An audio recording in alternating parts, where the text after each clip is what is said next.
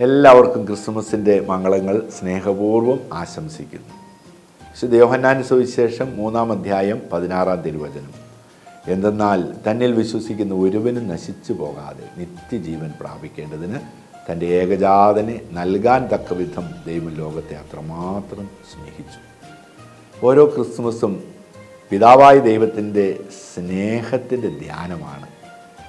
നമ്മളോടുള്ള സ്നേഹത്തെ പ്രതി തൻ്റെ ഏകജാതനെ നൽകിയില്ലേ, നമുക്ക് ആ സ്നേഹം അനുഭവിക്കാം. സ്നേഹം എവിടെയാണ് അനുഭവിക്കാൻ സാധിക്കുന്നത്? അടയാളമായിട്ട് തൻ്റെ ഏകജാതന് ജനിക്കുവാൻ സ്ഥലമൊരുക്കിയത് കൊട്ടാരത്തിലല്ല, പുൽത്തൊഴുത്തിലാണ്.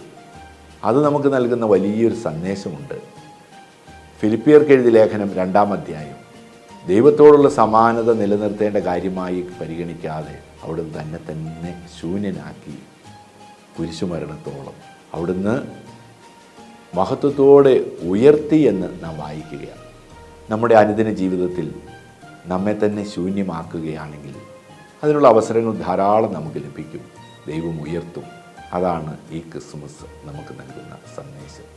എല്ലാവർക്കും ക്രിസ്തുമസിൻ്റെ മംഗളങ്ങൾ ഒരിക്കൽ കൂടി സ്നേഹപൂർവ്വം നേരുന്നു.